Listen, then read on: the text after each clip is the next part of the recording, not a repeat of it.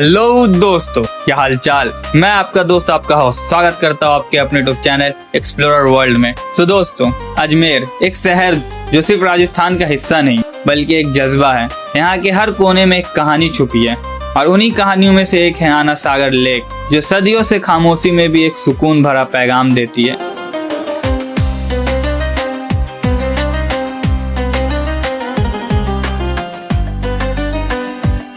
आना सागर जाने के लिए हम लोगों ने टोटो ले लिया, क्योंकि हम लोगों के होटल से आना सागर की दूरी लगभग 1.5 किलोमीटर थी। सो चलिए सफर का मजा लेते हैं।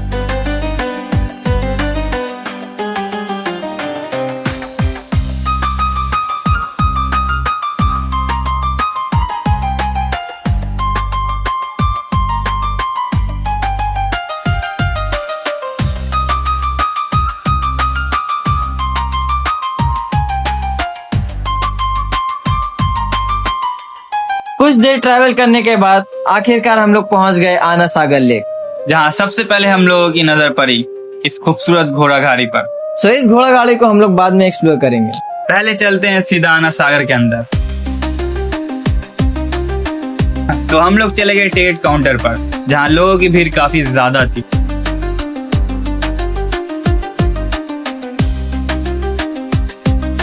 सो कुछ देर वेट करने के बाद फाइनली हम लोगों को टिकट मिल गया और टिकट प्राइस है सिर्फ 25 रुपीज पर हेड। तो चलिए फटाफट अंदर चलते हैं और इसे एक्सप्लोर करते हैं। तो चलिए सबसे पहले मैं आप लोगों को हिस्ट्री बताता हूँ।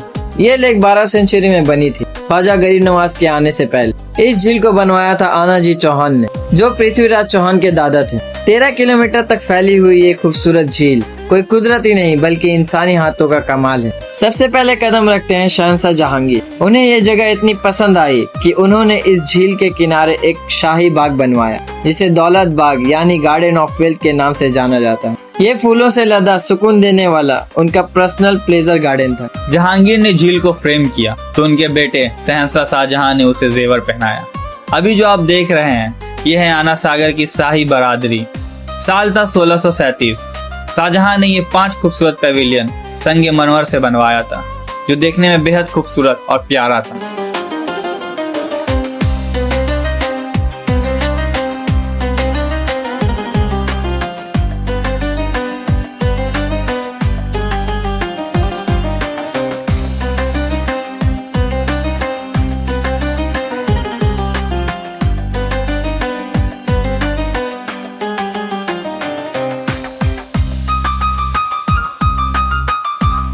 हर खूबसूरत चीज के पीछे एक कहानी होती है। आना सागर की कहानी खूबसूरत भी है और हैरान कर देने वाली भी। इस सुकून के पीछे एक गहरा राज दफन है।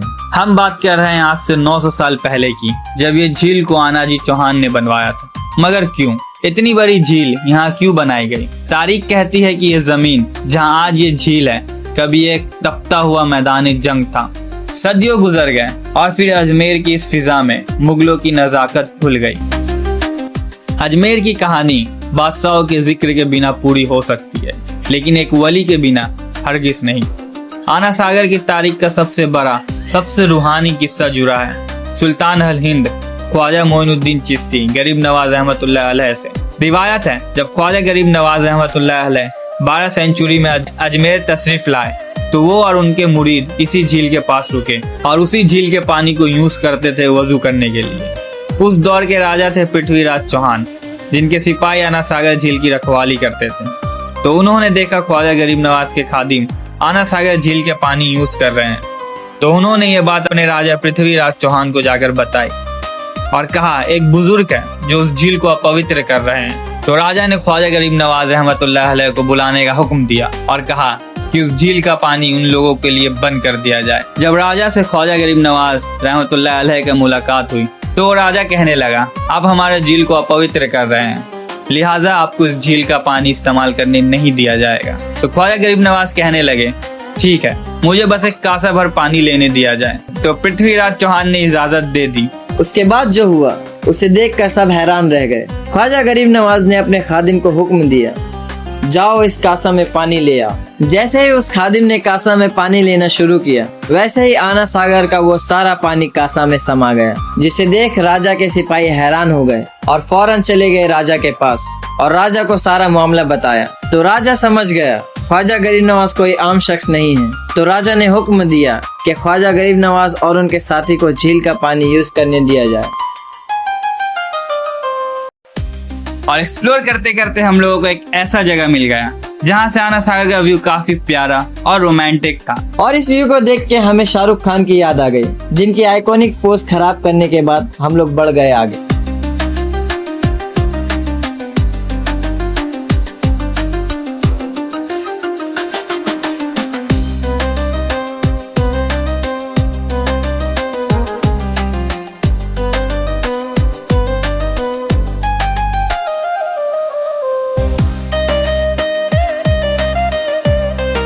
अब वक्त हो चुका था कुछ एडवेंचर करने का, सो हम लोग चले गए बोटिंग करने के लिए। बट एज यूजुअल लोगों की भीड़ काफी ज्यादा थी और लाइन भी काफी लंबी थी, जैसा कि आप लोग देख ही सकते हो।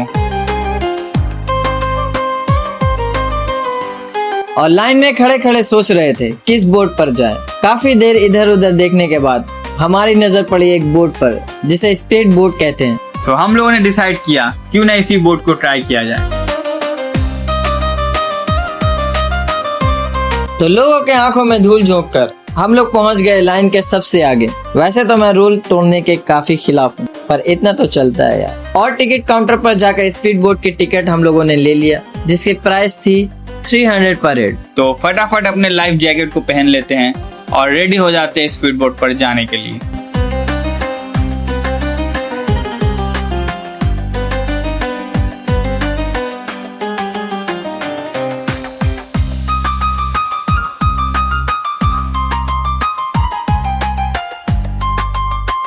सो फाइनली गाइस हम लोग रेडी हैं। Let's go guys. So boat आ चुका है, तो देर किस बात की, चलिए इस बोट पर बैठते हैं और नज़ारे को एंजॉय करते हैं।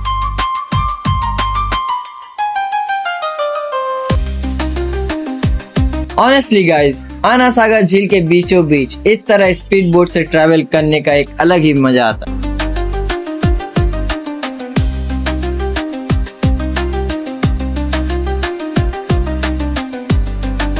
गाइस, इस वक्त जो हम लोगों को फील हो रहा है वो हम लोग वर्ड में एक्सप्रेस नहीं कर पाएंगे। इतना सुकून भरा और दिल को ठंडक देने वाली ये व्यू।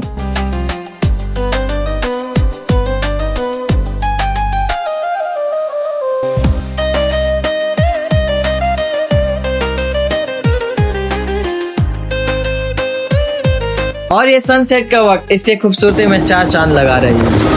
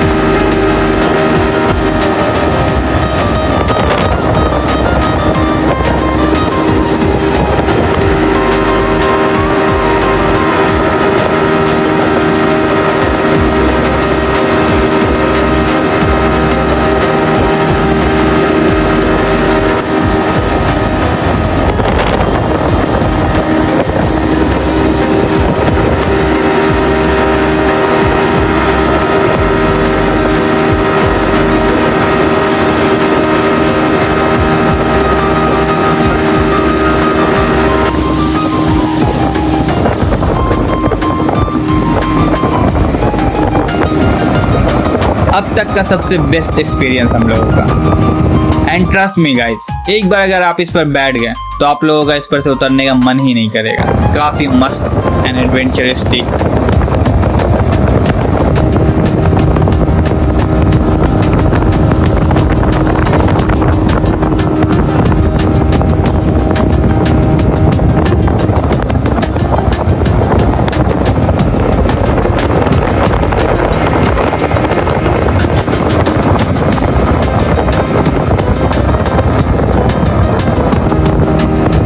सो अनफॉर्चुनेटली हम लोगों की राइड यहाँ खत्म हो गई और हम लोग चले गए सीधा दूसरे बोट पर, जिसका नाम था मोटर बोट। एंड इस बोट का ticket price 150 rupees per head था। इस बोट की स्पीड भले ही कम थी, और इस राइड को भी एक्सप्लोर करके हम लोगों को काफी मजा आ गया।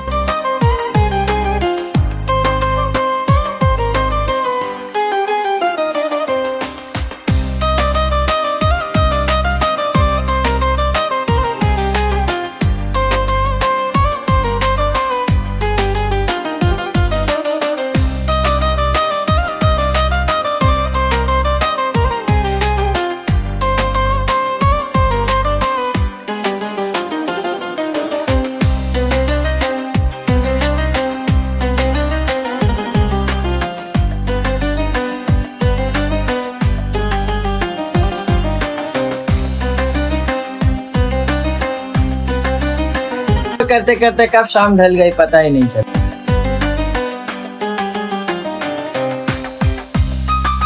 सो गाइस आज के लिए बस इतना ही। ये था एक छोटा सा टूर हमारा आनंद सागर का। I hope you guys enjoy this video. Let me know in the comment box आपको जगह कैसा लगा। अगर वीडियो पसंद आए वीडियो को लाइक करें, चैनल को सब्सक्राइब करें एंड बेल नोटिफिकेशन जरूर एनेबल करें। तब तक के लिए educate your son, protect your daughter. we'll meet you in the next video. See you guys.